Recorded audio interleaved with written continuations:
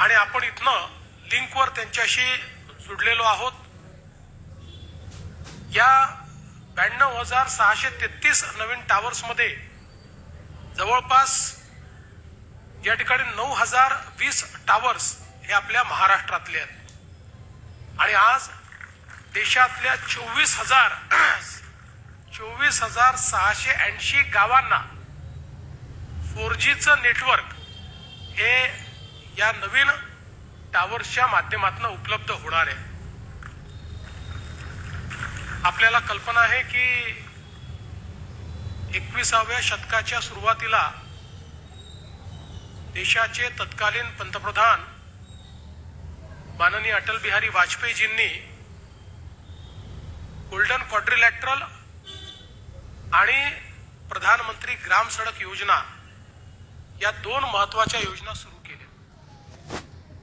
त्यावेळी अटल बिहारी वाजपेयीजी असं म्हणाले होते की आपल्या भारताला विकसित करायचं असेल तर कम्युनिकेशन हे महत्वाचं आहे आणि त्या दृष्टीने भारताला पूर्व पश्चिम उत्तर दक्षिण तर जोडावंच लागेल, पण त्यासोबत प्रत्येक गावापर्यंत रस्ता न्यावा लागेल।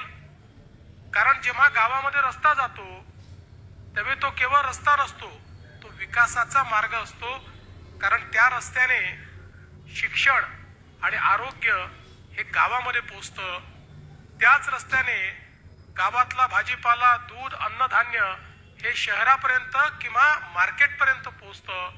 त्यामुळे एक रस्ता हा अर्थव्यवस्थेची वाहिनी म्हणून त्या ठिकाणी काम करत असतो आणि या देशातल्या 6 लाख गावांपर्यंत रस्ता पोहोचवण्याचं काम श्रद्धेय श्री अटल बिहारी वाजपेयीजींनी केलं।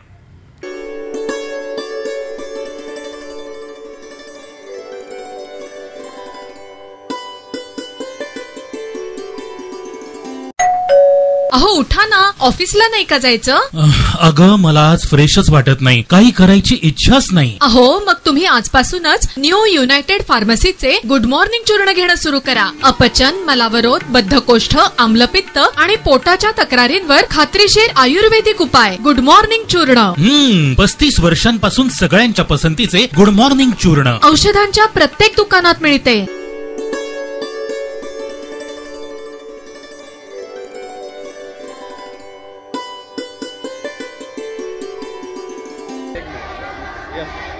जय माता दी। मी सौ तृप्ती भरत अग्रवाल, महालक्ष्मी मंदिर सारसबाग ते विश्वस्त महालक्ष्मी मंदिरातर्फे सगळ्यांचं शारदीय नवरात्रीमध्ये सगळ्यांचं स्वागत करते।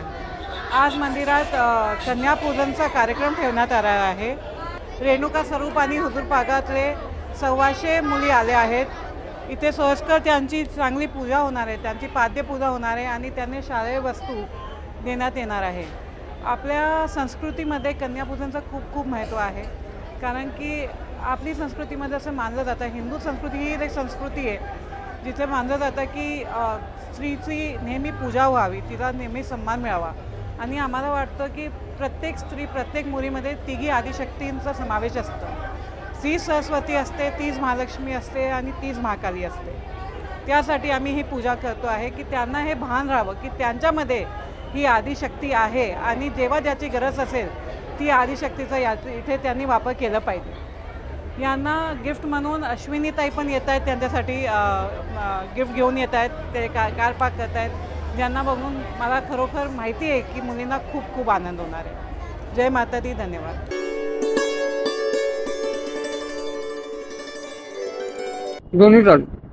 पुणे जिल्हा रिक्षा चालक मालक संघटना कृती समितीच्या माध्यमातून आज पुणे शहरातील सर्व संघटना, परिवहन आयुक्त मुंबई येथे आपल्या रिक्षा चालकांची विविध प्रश्नांसाठी कार्यालयात आले आहेत आणि सकारात्मक सगळ्या चर्चा झालेल्या आहेत।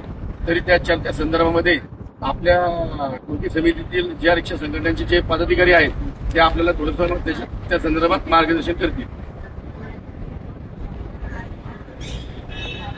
नमस्कार, मी शफीक पटेल, आझाद रिक्षा चालक संघटना संस्थापक अध्यक्ष व कृती समिती वाहतूक संघटना कृती समिती सदस्य। आज ट्रान्सपोर्ट कमिशनर ऑफिस येथे झालेल्या या मीटिंगमध्ये आझाद रिक्षा चालक संघटनेने मागील 1.5 वर्षापासून जो आवाज उठवलेला आहे, एक लढा उभा केलेला आहे सीएनजी हायड्रो टेस्टिंगसाठी.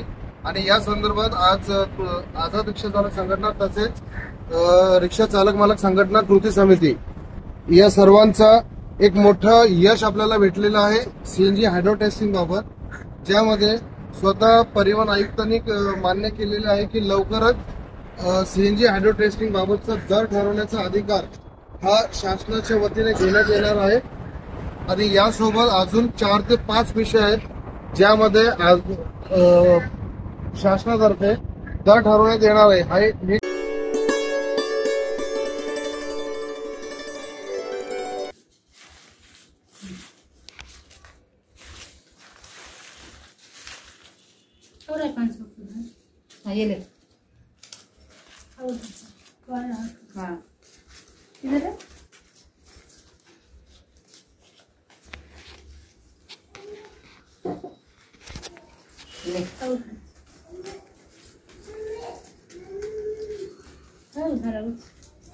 रुक ना दे.